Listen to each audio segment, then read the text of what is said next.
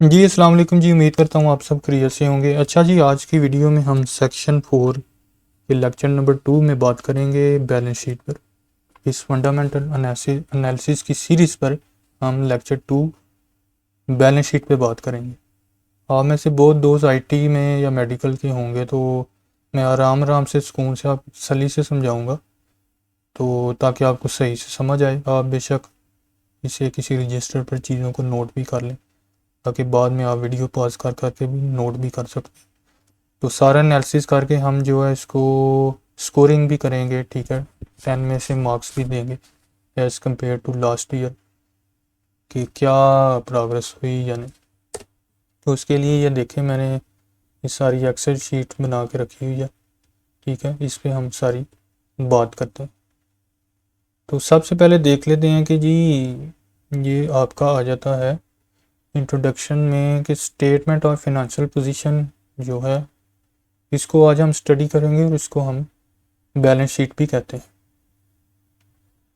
इसमें आगे से कैटेगरीज जो हैं, इसमें एसेट्स आ जाते हैं, ठीक है, कि कंपनी के पास क्या चीज़ें हैं और क्या पैसा है। उसके बाद उसकी आ जाती हैं लाइबिलिटीज़, इक्विटी, ठीक है, कि कंपनी ने किसको क्या देना है और जो मालिक एज ओनर है कंपनी, उसके पास उसका कितना हिस्सा। तो ये एक इक्वेशन है, assets is equal to liabilities plus owners equity. इन दोनों को हमने बराबर करना है, इन दोनों की अमाउंट को। अगर ये अमाउंट सेम नहीं है तो इसका मतलब है कि बैलेंस शीट गलत बनी है। अब बैलेंस शीट देखने के लिए आपने किसी भी कंपनी की गूगल में जाके उस कंपनी का नाम लिखना, जैसे ओजीडीसी लिखा, वेबसाइट खोली, ये सामने उसकी कैटेगरीज में या तो यहाँ इन्वेस्टर रिलेशन लिखा होगा, या इन्वेस्टर के अंदर फिनंशियल रिपोर्ट्स लिखा होगा, या डायरेक्ट किसी ऊपर कैटेगरी में फिनंशियल रिपोर्ट्स आपको लिखा मिल जाए। तो ये मैंने इसको किया फिनंशियल रिपोर्ट्स पे क्लिक। तो ये नीचे देखें, इसकी फिनंशियल रिपोर्ट्स आ गई, ये डॉक्यूमेंट्स आ गए, ये पब्लिशिंग डेट आ गई, ये टाइटल आ गई। दूसरा तरीका ये है कि आप गूगल में PSX OGDC लिखेंगे, ठीक है, तो उसका ये पहला लिंक जो PSX की वेबसाइट है, उसमें से जाके ये इसका पेज खुल जाएगा, ठीक है, डाटा पोर्टल में। तो डाटा पोर्टल की अगर आपने वीडियो नहीं देखी तो वो भी आप चैनल पे जाके देख सकते हैं। तो थोड़ा सा स्क्रॉल डाउन करेंगे इसको, तो ये देखें अनाउंसमेंट्स जो इसने की हुई हैं, फिनंशियल रिजल्ट्स की, वो सारी लिखी हुई हैं। तो इसमें डिफरेंट किस्म की फिनंशियल रिजल्ट्स हैं। कुछ फिनंशियल रिजल्ट जो हैं वो क्वार्टरली हैं, कुछ 6 माह के हैं, ठीक है, कुछ जो हैं वो 9 मंथ्स की हैं, और कुछ जो हैं वो फुल ईयर भी। तो फुल ईयर आप देखें, आज हम फुल ईयर को देखेंगे। बाकी जो इसकी 3 माह या क्वार्टर या 6 मंथ या 9 मंथ की है, वो हम गाहे बगाहे पूरा साल चेक करते रहेंगे कि क्या हालात हुआ, क्या जा रहे हैं। लेकिन एक कंप्लीट एनालिसिस जो है वो पूरे साल का हम देखते हैं। तो ये 23 दिसंबर 2024 को financial result for the year ended June 30, यानी 1 जुलाई से लेके जून 30 तक ये आई थी। उसके बाद ये ताज़ा आई है 23 दिसंबर 2025 को, financial result for the year ended June 30 2025। साथ ही इस पे PDF पे क्लिक करूँगा तो ये इसकी ये फुल ओपन हो जाएगी।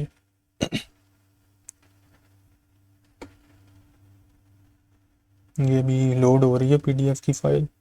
तो आप नीचे जाएंगे, स्क्रॉल डाउन करेंगे, इधर आपको सारी चीज़ें मिल जाएंगी, यानी कैश डिविडेंड जो अनाउंस किया वो, ये हम सारी इधर सब जो है ना, कैश फ्लो स्टेटमेंट्स, ठीक है, EPS, बैलेंस शीट, वो सारी डिटेल्स होंगी। तो इस वीडियो में हम स्टेटमेंट ऑफ फिनंशियल पोजीशन यानी बैलेंस शीट को स्टडी करेंगे। अच्छा, इसमें जो मैं आपको बात कर रहा था ना, इसमें शेयर कैपिटल रिजर्व्स होते हैं, नॉन करंट एसेट्स, लाइबिलिटीज़, और इसकी एक साइड ये है, ये आपको मैं यहाँ दिखाता हूँ, लाइबिलिटीज़ प्लस ऑनर्स इक्विटीज़। तो ये देखें जी, ये ऑनर इक्विटीज़ आ गई और ये लाइबिलिटीज़ आ गई, एक हिस्सा। इसका टोटल जो लगा है वो ये एंड पर नीचे 165460070654606070। और राइट साइड पर ये देखें, ये इसके एसेट्स का टोटल आ गया 1654606070। तो साथ ही इसके 2024 की भी अमाउंट्स लिखी हुई हैं और ये 2025 की। तो ये ₹000 लिखा हुआ है, ठीक है, इसका मतलब इन अमाउंट के साथ 000 भी ऐड है। तो अभी हम देख लेते हैं कि शेयर, इस सारे डाटे को मैंने आपकी आसानी के लिए, आपके नॉलेज के लिए एक्सेल में बनाया, ठीक है। साथ नरेशन भी लिखी है ताकि एक एक चीज़ को हम पढ़ें, स्टडी करें, आपको पता चले कि ये क्या क्या चीज़ें, सिर्फ हवा में बात ना हो। तो शेयर कैपिटल और रिज़र्व में, शेयर कैपिटल एंड रिजर्व्स की जो हेडिंग है उसमें शेयर कैपिटल है, रिजर्व्स है और अनअप्रोप्रिएटेड प्रॉफिट है, ये 3 चीज़ें हैं। शेयर कैपिटल ये वो पैसा है जो लोगों ने कंपनी के शेयर्स खरीद कर दिया था, यानी लोगों ने जब शेयर्स खरीदे थे तो तब ये अमाउंट जो है वो मिली थी। तो इसी तरह रिजर्व्स हैं, ये कंपनी के पास जमा की हुई बचत है जो कंपनी ने अपने मुनाफे से ला करके रखी हुई है for the purpose of future, ठीक है। इसके बाद है अनअप्रोप्रिएटेड प्रॉफिट, ये वो प्रॉफिट है जो कंपनी ने कमाया है लेकिन अभी उसको डिस्ट्रीब्यूशन नहीं की, यानी डिविडेंड देना या किसी रिजर्व में डालना, तो अभी इसका कुछ फाइनल नहीं किया उसने, अनअप्रोप्रिएटेड प्रॉफिट होगा। तो इन तीनों को जमा किया तो ये अमाउंट आ गई 1348237,696। ये देखें, ये लिखी हुई 1348237,696, एक तो ये अमाउंट आ गई। इसके बाद हम लाइबिलिटीज़ देख लेते हैं। लाइबिलिटीज़ में 2 चीज़ें, एक नॉन करंट लाइबिलिटीज़ हैं और एक करंट लाइबिलिटीज़।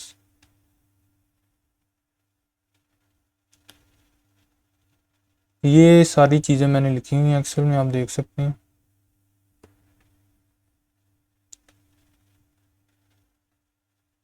डेफर्ड टैक्सेशन, ये देखा इधर से मैंने सारा लिखा हुआ है, ये डेफर्ड टैक्सेशन। डेफर्ड टैक्सेशन ये वो टैक्स है जो, अच्छा लॉन्ग जो है ना, लॉन्ग टर्म लाइबिलिटीज़ वो नॉन करंट लाइबिलिटीज़ हैं जो हमने एक काफ़ी देर के बाद देनी है, और जो जल्दी हमने अपने ऑब्लिगेशंस अदा करने हैं वो शॉर्ट टर्म करंट लाइबिलिटीज़ में आ जाएगा, ठीक है। तो डेफर्ड टैक्सेशन ये वो टैक्स है जो अभी देना है लेकिन एक लंबे टाइम के बाद। उसके बाद आ जाता है डेफर्ड एम्प्लॉय बेनिफिट्स, ये एम्प्लॉय के लिए रिटायरमेंट वगैरह का पैसा है जो वो फ्यूचर में देगा, वो डेफर्ड एम्प्लॉय बेनिफिट्स में आ जाएगा। उसके बाद आ जाएगा provision for decommissioning, for example कि ऑयल एंड गैस की कंपनी के हवाले से एग्जांपल लेते हैं कि फ़र्ज़ करें कि उन्होंने कोई कुआं देखा है और उसको उसका गड़ा खोदा प्रोजेक्ट के लिए, तो बाद में एक लंबे टाइम के बाद ये ज़िम्मेदारी है कि उस गड्ढे को उसको कवर करें, ठीक करें, उसका माहौलियाती जो है ना वो निज़ाम जो है ना वो महफूज बनाएं। तो ये ज़िम्मेदारी है इस तरह की ज़िम्मेदारियों पर जो पैसा लगाना है वो प्रोविजन फॉर डी कमीशनिंग में आएगा। उसके बाद है लॉन्ग टर्म लीज लाइबिलिटी, ये इसका मतलब है कि हमने कुछ एसेट्स लिए हैं, ठीक है, लीज पर, तो उनकी इंस्टॉलमेंट्स हमने करनी है लेकिन मोर देन 1 ईयर के बाद। अब करंट लाइबिलिटीज़ को देख लेते हैं। ये असल में पॉज हो जाती है वीडियो रिकॉर्डिंग, में तीसरी दफ़ा इसको रिकॉर्ड कर रहा हूँ, पता नहीं कि क्या मसला है, वो मैं इसलिए इसको ना ओपन करके चेक कर रहा हूँ। ये 15 मिनट के बाद पता नहीं क्यों पॉज हो जाती है। करंट लाइबिलिटीज़ में आ जाता है जी, इसमें लीज का कर्जा जो है वो शॉर्ट टर्म लीज लाइबिलिटी वो है जो लीज का जो कोई कर्ज है वो हमने जल्दी देना है। ऊपर जो था वो लंबे टाइम के बाद अगर देनी है पेमेंट इंस्टॉलमेंट की तो वो नॉन करंट लाइबिलिटी में आ गया था, लेकिन अगर हमने कोई पेमेंट जल्दी देनी है तो वो करंट लाइबिलिटी में आ जाएगी। उसके बाद है ट्रेड एंड अदर पेएबल्स, इसमें अगर सप्लायर या वेंडर को कोई चीज़ उधार ली थी तो उसको हमने तो पैसा देना जल्दी देना, timely. Unpaid dividend, shareholders को डिविडेंड का पैसा अभी तक नहीं दिया, यानी अनाउंस तो कर लिया डिविडेंड देना, लेकिन अभी दिया नहीं। एक ये भी एक लाइबिलिटी है, जिम्मेदारी। अनक्लेम डिविडेंड में वो अमाउंट है जो शेयर होल्डर ने अभी खुद क्लेम नहीं की, मतलब अगर किसी की अकाउंट डिटेल्स गलत थी या किसी को चेक नहीं गया तो उसने भी आगे से कोई मतलब क्लेम नहीं किया, तो वो अमाउंट अनक्लेम डिविडेंड में आ जाएगा। तो ये 3 चीज़ों का टोटल ये आ गया, ठीक है। लाइबिलिटीज़ एक ये जमा किया, नॉन करंट लाइबिलिटीज़, और एक करंट लाइबिलिटीज ये जमा किया, और इन दोनों को जमा किया तो ये है।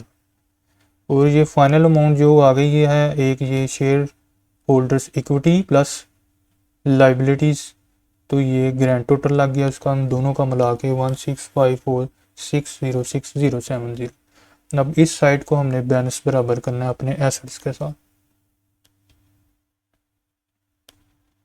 तो एसेट्स के साथ हमने बैलेंस करने के लिए हमने देख लेना है, नॉन करंट एसेट्स को स्टडी कर लेते हैं। तो इसमें आ जाती है जी प्रॉपर्टी प्लांट एंड इक्विपमेंट, यानी फैक्ट्री मशीन बिल्डिंग्स की अमाउंट, वो असास है, ठीक है। डेवलपमेंट एंड प्रोडक्शन एसेट्स, यानी oil wells and production setup, ठीक है, ये हमारे असासे की अमाउंट है। इसके बाद एक्सप्लोरेशन एंड इवेल्यूएशन एसेट्स आ जाएंगी, ठीक है। तो ये बेसिक सी बात थी, आपको पता चल ही गया होगा कि ये नॉन करंट एसेट्स हैं, जो मशीनरी प्रॉपर्टी वगैरह, प्लांट वगैरह। तो ये एक्सप्लोरेशन में ये मतलब कि वो पैसा है जो नई तहकीक पर लगाया गया है, और उस तहकीक से हमें श्योरिटी है कि हमें ज़रूर फ़ायदा होगा, तो वो एक एसेट कंसीडर किया जाएगा। अच्छा, लॉन्ग टर्म इन्वेस्टमेंट्स ने आगे आ जाती है, ये वो पैसा है जो कंपनी ने किसी बिजनेस कंपनी के शेयर या प्रोजेक्ट्स में लगाया है लंबी मुद्दत के लिए, 1 साल से ज़्यादा।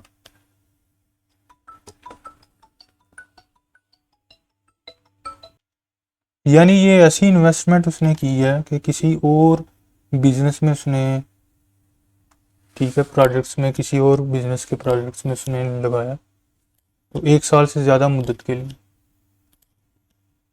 तो इन्वेस्टमेंट एट अमोर्टाइज्ड कॉस्ट, ऐसी इन्वेस्टमेंट्स जो फिक्स रिटर्न पे हैं, जैसे बॉन्ड्स, ठीक है, लॉन्ग टर्म डिपॉजिट एटसेट्रा। तो ये ऐसी इन्वेस्टमेंट की गई है कि जिस पर हमें रिटर्न मिलेगा बॉन्ड्स के या लॉन्ग टर्म डिपॉजिट्स के बदले में, ये वो हमारा एसेट आ गया। उसके बाद है लॉन्ग टर्म लोन सिक्योर्ड, ठीक है। इसका मतलब है कि कंपनी ने किसी को उधार दिया है, लंबी मुद्दत के बाद वो वापस आएगा, ठीक है। सिक्योर्ड मतलब में इसलिए सिक्योर्ड है कि गिरवी रखवा कर, ठीक है, उधार दिया है किसी को लंबी मुद्दत के लिए, लेकिन वो सिक्योर्ड इसलिए साथ लगाया कि वो गिरवी रखवा के दिया जाए, तो ये भी हमारा एक असासा है। इसके बाद है लॉन्ग टर्म एडवांसेस हैं, प्री पेमेंट्स, ये वो पैसा है जो कंपनी ने पहले से दे रखा है एडवांस फॉर फ्यूचर सर्विसेज या सामान जो लंबी मुद्दत में मिलेगा। लॉन्ग टर्म उसने एडवांसेस दे रखे हैं प्री पेमेंट्स के लिए, प्री पेमेंट्स की हुई हैं, ठीक है, for the purpose of future services. तो ये भी एक असासा है हमारा। लीज रिसीवेबल्स, दूसरी पार्टीज को एसेट दिए हुए हैं लीज पर, तो वो हमें पैसा मिलना है उसका, ये भी हमारा ऐसा ये असासा है। उसके बाद ये थे हमारे नॉन करंट एसेट्स। अब हम देख लेते हैं करंट एसेट्स को, ठीक है। ये हमारे थे नॉन करंट एसेट्स और कुछ इन्वेस्टमेंट्स थी, एडवांसेस वगैरह और प्री पेमेंट्स। उसके बाद शीट में है जी करंट एसेट्स, तो ये भी सारे मैंने लिख के रखे हुए हैं।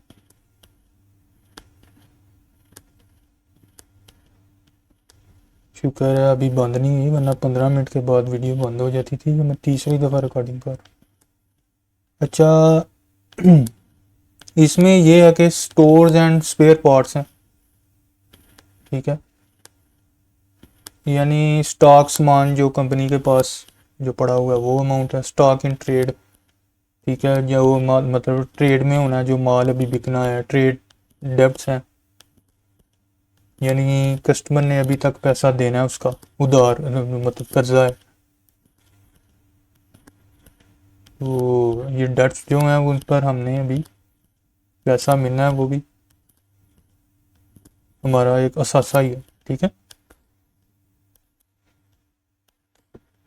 उसके बाद लोन्स एंड एडवांसेस हैं, कंपनी ने किसी को उधार दिया हो वो हमें मिलना है, वो भी हमें, क्योंकि हमारे हमें पैसा वापस मिलना है, वो भी एक असासा है। उसके बाद है डिपॉजिट्स एंड प्री पेमेंट्स, पहले से दिया हुआ पैसा, ठीक है, जैसे एडवांस कराया कोई, तो वो भी हमें वापस मिलना है। अदर रिसीवेबल्स हैं, ठीक है, अगर कहीं किसी दूसरी जगह से कोई पैसा आना है, ठीक है। इनकम टैक्स एडवांस है, ठीक है, अगर हमने कोई पहले से कोई टैक्स जमा किया हुआ है, ठीक है, एडवांस जो दिया हुआ है हमने टैक्स।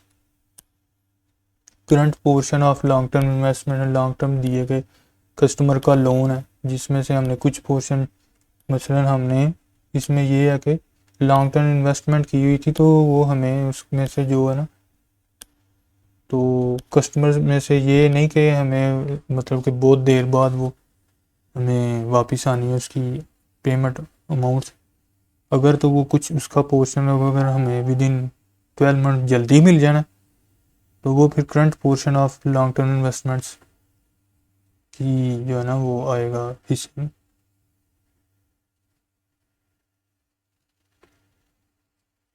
उसके बाद है जी current portion of lease receivable, यानी लीज से जल्दी आने वाला पैसा।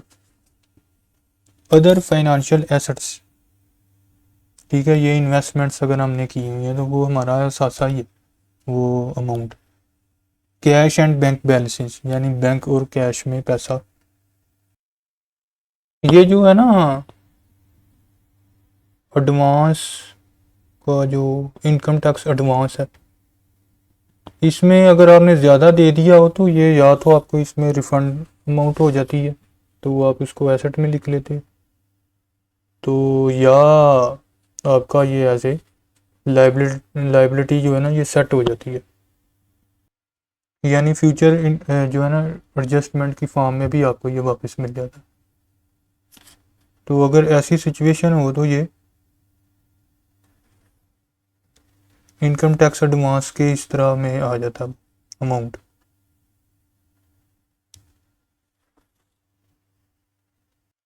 और दूसरी इंपॉर्टेंट ये चीज़ है कि जो एडवांस टैक्स अगर हो तो उसको फ़ौरन जो है ना वो एक्सपेंस के पोर्शन में नहीं लिखा जा सकता, जब उसकी लाइबिलिटी निकलती है, ठीक है, जब वो लग जाता है, ठीक है, टैक्स हो जाता है पेमेंट के लिए, तो फिर उसको जो है यहाँ से मतलब कि इस पोर्शन से एसेट से निकाला जाता है। पहले वो इधर ही एडवांस टैक्स में एज ए एसेट में आता है, तो लाइबिलिटी निकलने के बाद यहाँ से वो फिर जो है वो यहाँ से वो फिर वो एक्सपेंस में दिखाया जाता है।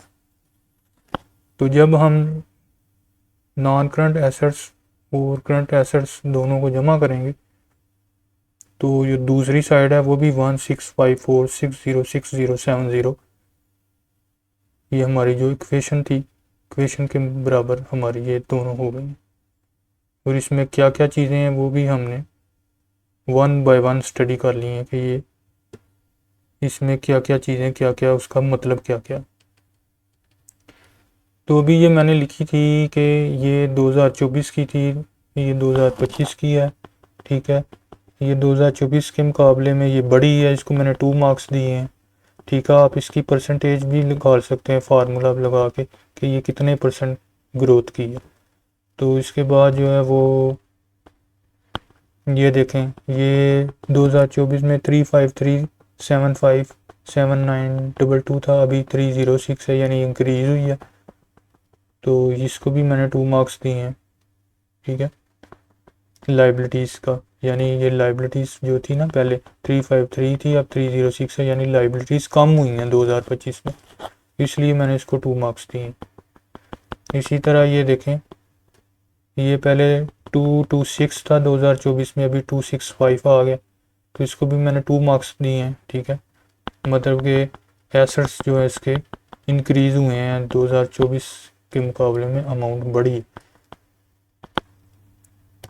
लेकिन ये देखें कि जो इसकी इन्वेस्टमेंट की अमाउंट थी ये 199530767 थी, अभी इसकी ये चीज़ें इसकी कम हुई हैं, इसको मैंने इसलिए 1 मार्क्स दिया 1, ठीक है। इन्वेस्टमेंट्स के जो कवरिंग में जो चीज़ें आ रही थी वो कम हुई हैं। ये जो थी long term loan secured, company ने किसी को उधार दिया और लंबी मुद्दत के लिए जो वापस आना था, वो उधार जो था लॉन्ग टर्म की जो हमारी लोन सिक्योर्ड थी वो 2024 के मुकाबले में अभी हमारी बढ़ी है, यानी अभी हमें 2025 में जो है वो हमने लंबी मुद्दत के लिए लोगों को जो पैसा दिया था, वो लंबी मुद्दत के बाद जो पैसा आना है हमारा, कंपनी ने किसी को उधार दिया है लंबी मुद्दत के लिए, जो बाद में आएगा वो एज़ कम्पेयर टू 2024 के मुकाबले में ज़्यादा है, तो इसलिए इसको भी मैंने 2 मार्क्स दिए।